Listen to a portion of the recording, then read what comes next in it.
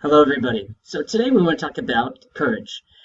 And courage is that will, that force of determination to get something done. It is that absolute incentive that somebody has to accomplish an objective. And the most important part in courage is that there's usually some disadvantage or some aspect of danger associated with courage. It's quite easy to stand up for somebody else if there's no repercussions for standing up for somebody else. It's quite easy to take a stand if there's no cost to you. I have this saying called the price to pay. What's the price to pay? The higher the price to pay, the more challenging it is for somebody to take a stand, the more courageous. And what's interesting is that as I look at those that are courageous and those that are less courageous, it's almost a continuum in life. We see children, even toddlers, who have much more courage in what they attempt to do than some adults. And we often have to ask ourselves, why is that? Why is it that children are more creative than adults are? Part of it is they've never experienced failure, or very little of it, and they've never experienced ridicule, or very little of it. So failure and ridicule are often consequences of people who try to do challenging, adventurous, ambitious endeavors.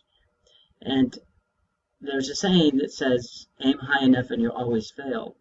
So for those who've never had the courage to aim very high, they probably don't experience much failure. But for those younger, when they're just starting out in life and they don't know whether something can work or not because they haven't tried it, it's almost like putting your hand on a stove. You often don't know it's hot and it could injure you. So you have more courage at a younger age. But as you age, as you get older into adulthood, you understand the repercussions of taking a stand, the repercussions of trying to open up a business that may fail, the repercussions of challenging a status quo with the thought that the end result may be that it could be destructive to you. The failure of your effort could open yourself up to some types of ridicule, even condemnation.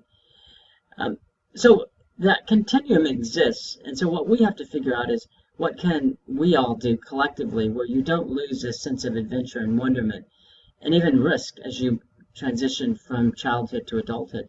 There's a couple things that I think that you can do. First is that you can socialize with and interact with those who encourage you to take an effort. And in some ways it's a statement that most people would agree with. And it's just, well, that's somewhat obvious. But in some ways, in other ways, I think it's not. I think that we are in a culture where people are less adventurous because there's fewer rewards for the risk today than there was years ago.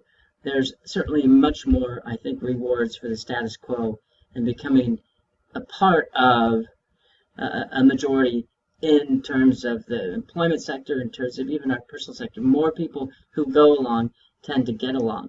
So I think you need to socialize and be associated with those who reward you to take a stand and also dissuade you from the status quo. So there's two sides of the coin. Encourage you to take a risk and discourage you from the status quo, no matter what the price is that you have to pay and the rewards that you encounter in either instance. Lastly, I came up with a saying that says, never waver, never falter, never give in, never give up on that which is your destiny.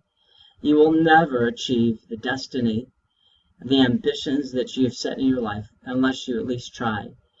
And if you realize that the fear of failure and the fear of what other people think has no relevance or bearing on what you do in life, then you really will develop the courage to take a chance and to at least try to make something better. Hope everybody enjoys the day. I look forward to all our continued discussions. Take care.